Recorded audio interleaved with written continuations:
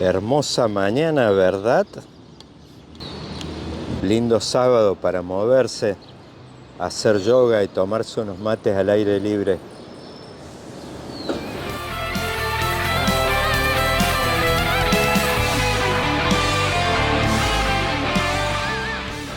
Si alguno tiene dudas acerca de que Milei es un gran apostador, yo no la tengo. En particular, después de haber asistido al acto de cierre de campaña en el Movistar Arena, donde repartían este billetito de $100.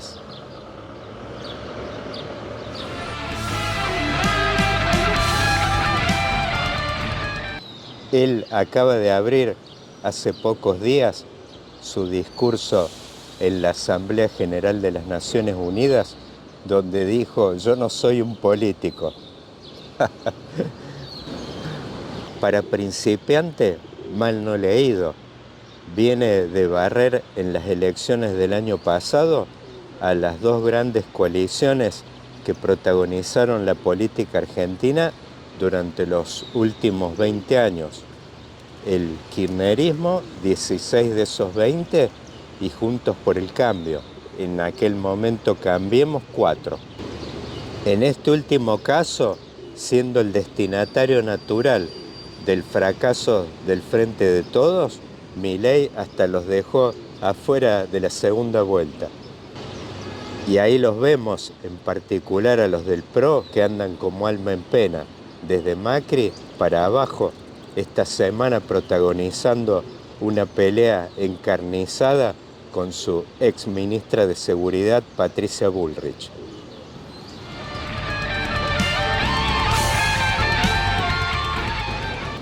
Pero volviendo al tema del perfil de Milei, algo que ha sido bastante poco abordado, subestimado y hasta negado por los medios que configuran, yo no diría la opinión pública, sino la publicada, y que es todo este arco que le llaman Corea del Centro.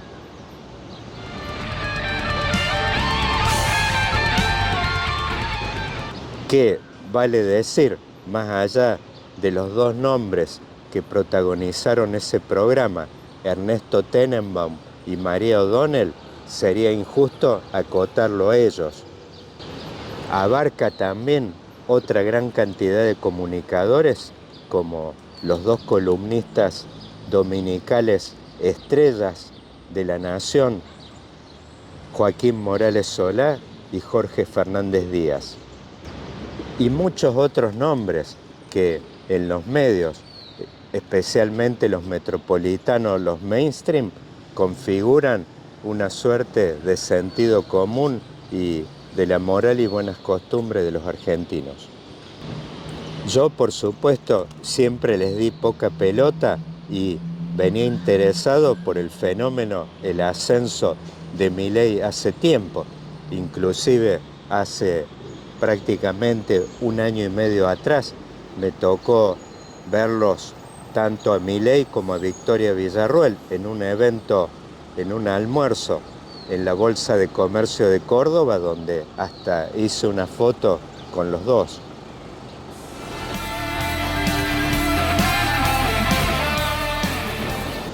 Dicho sea de paso, me tocó compartir la mesa con Victoria Villarruel y vi una persona muy simpática y a la par también muy atractiva.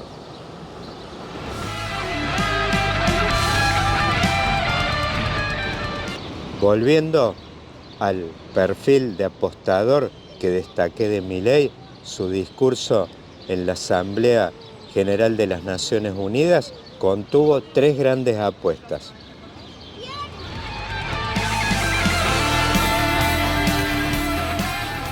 Que a grandes rasgos son muy consistentes entre ellas, aunque si uno les pone la lupa, están plagadas de contradicciones.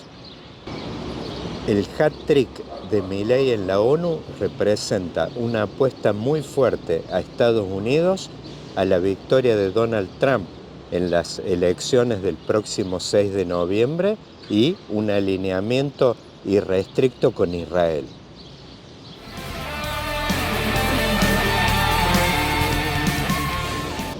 En el primer ámbito, la señal más contundente al respecto fue cuando Milei aludió a abandonar la histórica posición argentina de neutralidad.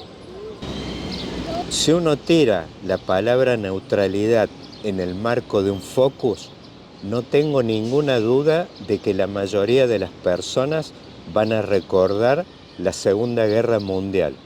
En particular, en aquel momento que se había configurado un marco de bipolaridad donde de un lado teníamos al eje conformado por Alemania, Italia y Japón, y por el otro lado las potencias anglosajonas, Estados Unidos, Inglaterra y más distante del otro lado la Unión Soviética. En el marco de esa puja cruenta que terminó en el año 45, cuando Estados Unidos tiró las bombas atómicas sobre las islas japonesas, Hiroshima y Nagasaki,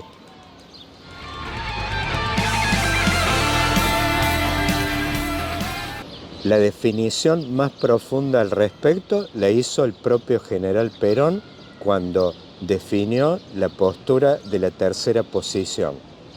Al terminar la guerra se lanzó aceleradamente, y eso es lo que ha cubierto al mundo con un socialismo nacional, que es la última palabra y que es la posición de este tercer mundo.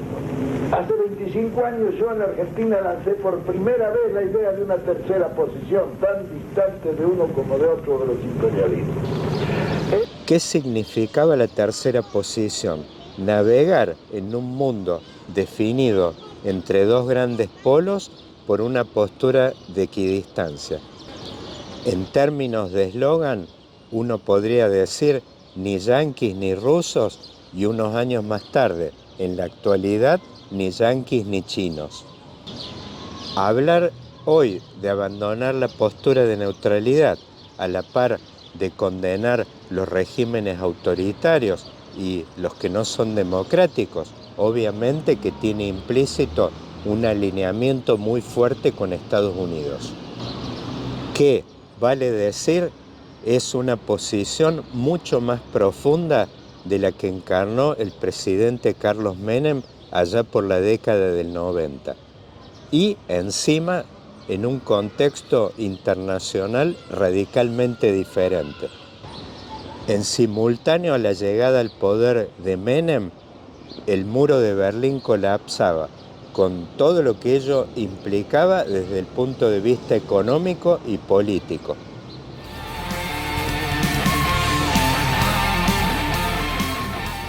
Por un lado, el sistema capitalista como referencia única, pero también a la par el colapso del sistema político comunista encarnado por la Unión Soviética. En ese momento, ¿qué otra postura le cabía a Carlos Menem sino un alineamiento con Estados Unidos?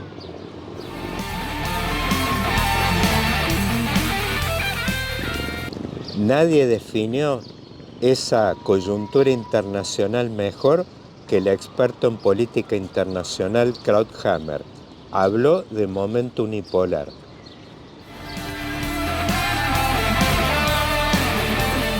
Por supuesto que con el diario del lunes uno después puede discutir la magnitud, la intensidad y, en todo caso, las notas ejecutadas. Pero el marco general, de ninguna manera. ¿Con quién se iba a alinear Menem sino con Estados Unidos? Más aún con una Argentina saliendo del infierno de la hiperinflación que aquejó el gobierno de Alfonsín y que precipitó su salida a mediados del año 89.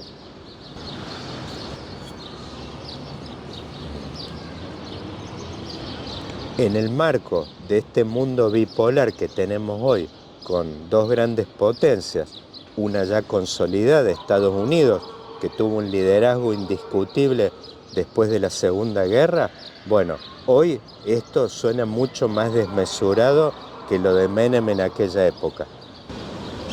Hablar hoy de un alineamiento irrestricto, profundo y en todas las dimensiones implica desaprovechar las posibilidades que abre un mundo bipolar. Una puerta que a países del perfil de Argentina le abre la posibilidad de aprovechar las ventajas que abre una u otra potencia, como ocurrió en tiempos de la tercera posición.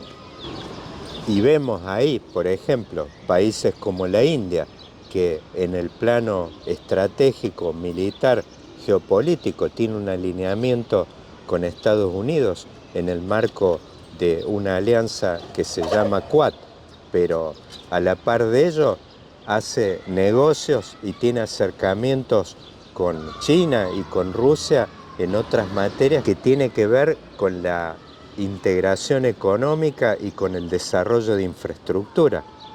Vemos hoy, por ejemplo, un tren que va desde la India hasta San Petersburgo en Rusia y que cruza a Irán por el medio. 7.000 kilómetros de vías férreas que suponen una integración económica, comercio y desarrollo económico.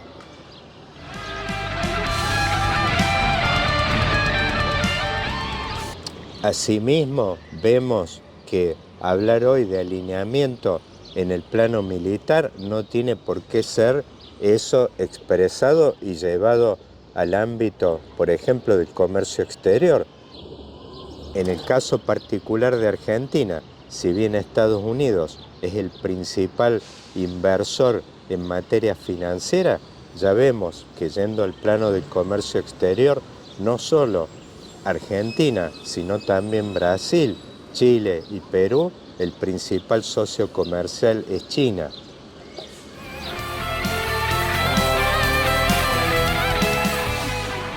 Al punto de que algunos de estos países mantienen tratados de libre comercio con China. Si hay algo de lo que se trata mi libro, Estados Unidos versus China, Argentina en la Guerra Fría tecnológica, es de esto.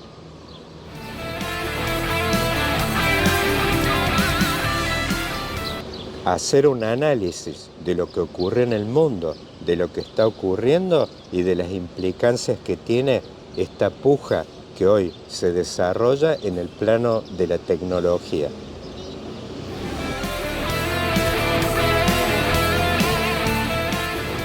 Hoy la carrera está concentrada en la capacidad que tienen las potencias para procesar datos.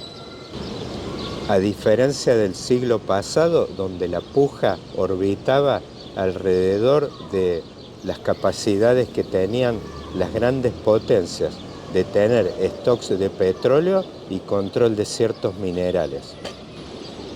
Pero las apuestas son, y si uno analiza esta primera apuesta conjugada con la segunda que tiene que ver con las elecciones del próximo 6 de noviembre, hace mucho sentido un alineamiento con Estados Unidos combinado con una eventual victoria de Donald Trump. Por cierto, una apuesta que está cargada de contradicciones como las que analicé en el primer ámbito. De hecho, Milei destacó en su discurso de la Asamblea General de las Naciones Unidas su política de defensa del libre comercio y de alguna forma del globalismo en el plano económico. Una postura con la cual Trump sabemos que no simpatiza demasiado y por el contrario, quien debe haber estado muy contento en ese momento es alguien que estuviera escuchando este discurso desde China, desde Shanghái o de cualquiera de las grandes ciudades chinas. Xi Jinping approves y mucho ese discurso.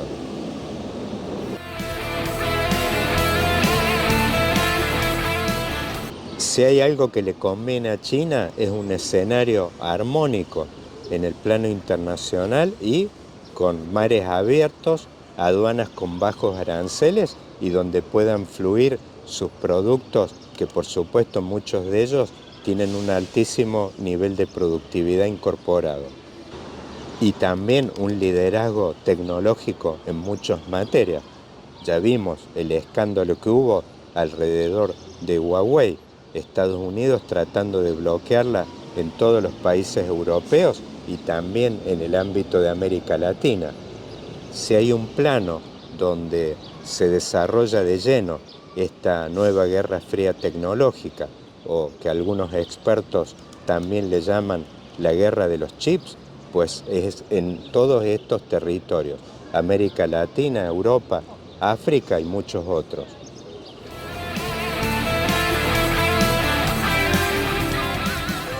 Sin embargo, fuera de lo que es el plano comercial y de la visión económica de Milei, seguramente Trump, a la par de él también sus fans como Elon Musk, deben haber disfrutado mucho todo lo que dijo Milei referido al combate al socialismo, la guerra cultural, el cuestionamiento a las Naciones Unidas, la defensa de la vida, el combate al aborto. Cada uno de estos puntos forman parte del manual de todas estas nuevas derechas.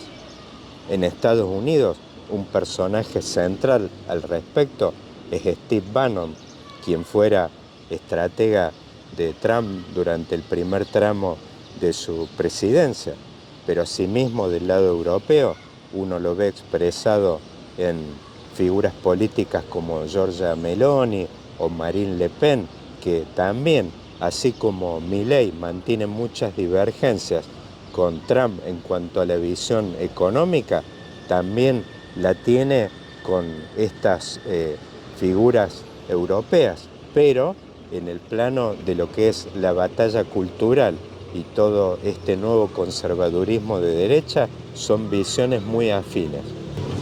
Esa mención relativa al neomalthusianismo, o sea, todas las políticas de control de la natalidad y de caída de ella que vemos en todos los países occidentales prácticamente, en los europeos sobre todo, y acá mismo en Argentina, sabemos que son del paladar y ahí no hay ningún tipo de contradicción en ninguna de estas nuevas derechas. En el plano de las contradicciones también podemos hablar del apoyo que vemos de que le está dando Milei. Es más, uno de los pocos personajes internacionales que vino a la asunción de Milei fue el presidente de Ucrania, Volodymyr Zelensky. Bueno, ahí la postura de defensa del esfuerzo bélico de Ucrania, a la par del financiero, Estados Unidos es quien está sosteniendo en el 80% esa guerra. Bueno, esto simpatiza con la postura de esta administración demócrata actual, pero conocemos la posición de Trump al respecto. En un rally de campaña esta semana dijo de que cada visita de Zelensky a Estados Unidos les costaba $60 mil millones. But Ukraine now, I see Zelensky is here. I think Zelensky is the greatest salesman in history. Every time he comes into the country, he walks away with $60 billion. Billion! Asimismo, en el plano de la visión económica, ¿cómo se lleva esta postura de globalismo de Milei con la de Trump, que también en un acto de campaña esta semana se refirió al anuncio de la compañía de maquinarias John Deere de que iba a llevar su producción a México? Behind me, John Deere tractors. I know a lot about John Deere. I love the company. But as you know, they've announced a few days ago that they're going to move a lot of their manufacturing business to Mexico. I'm just notifying John Deere right now. If you do that, we're putting a 200% tariff on everything that you want to sell into the United States. Dijo con un latiguillo discursivo muy habitual en él: amo a John Deere, me encanta esa compañía, pero si llevan la producción a México, les pondré aranceles del 200% cuando quieran vender sus productos en Estados Unidos. Pero es muy interesante este tema de las contradicciones y por eso desarrollé el análisis en profundidad, porque en definitiva, en política, las contradicciones son las puertas abiertas para eventualmente recular en chancletas y tomar otro camino.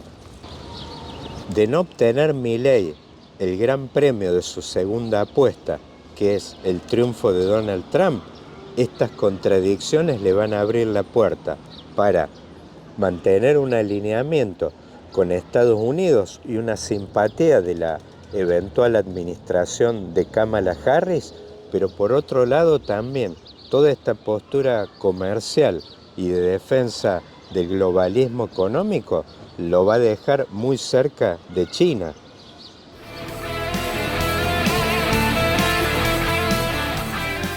E inclusive en esta visita que ayer comentó Infobae, que estaría haciendo Karina Milei a China, bueno, pues podría llevarle un muy buen regalo en este aspecto al régimen. Por cierto, un régimen que mantiene una política internacional muy centrada. La columna vertebral tiene que ver con ese gran proyecto de la nueva ruta de la seda.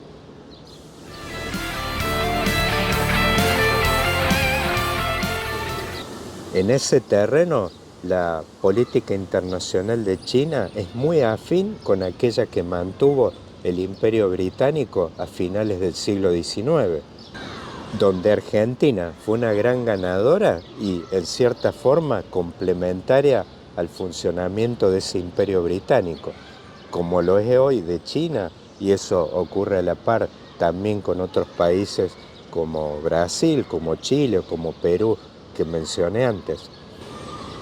Por último, la tercera apuesta, el alineamiento con Israel.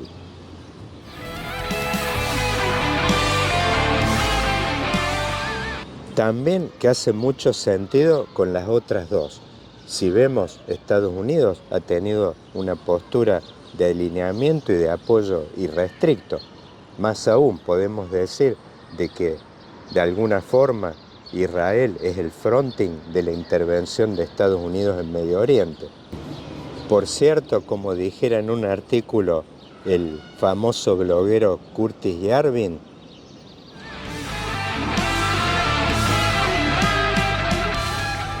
Israel es una suerte de perro de Estados Unidos que le permite involucrarse directamente en la jaula que es Medio Oriente.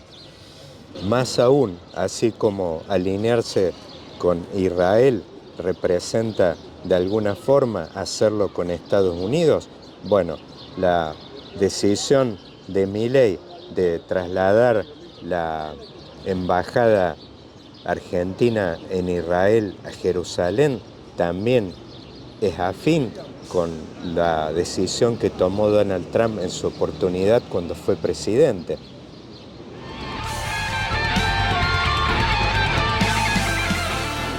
Que no se ha instrumentado totalmente, pero sabemos de que el rabino que está haciendo las veces de embajador va habitualmente y mantiene audiencias en Jerusalén. Y así como es de la simpatía de Trump esta postura, también es la que tiene que ver con la crítica profunda que hizo a la Organización de las Naciones Unidas Milei. Trump hizo lo mismo en su oportunidad cuando fue presidente.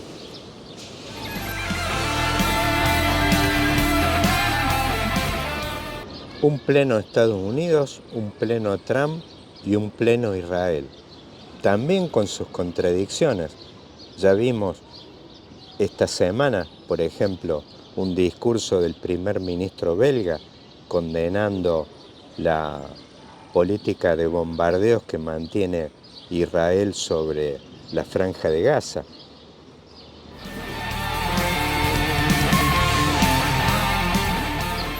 Es decir, cuando Milei habla de su alineamiento con los regímenes democráticos occidentales, está hablando de un alineamiento con países que están criticando bastante y que son refractarios a las políticas que están manteniendo Netanyahu y sobre todo el abordaje de las cuestiones humanitarias en la Franja de Gaza. Y no solo mismo a nivel internacional, el nivel de apoyo local de Netanyahu es bastante bajo desde hace tiempo.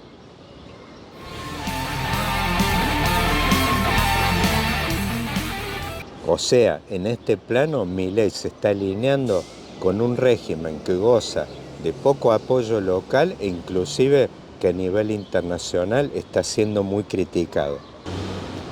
Pero, más allá de estos detalles que forman parte de la letra fina, a grandes rasgos, las tres apuestas son muy consistentes entre ellas.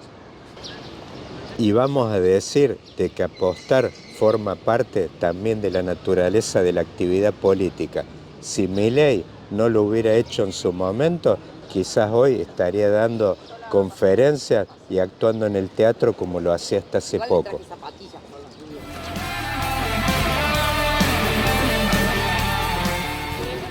O participando en paneles de discusión en Crónica, o en las tablas de la calle Corrientes. Fátima Flores, Yuyito, Susana Jiménez. La farándula le gusta más que a mí el dulce de leche y la pataya comerlo del propio frasco.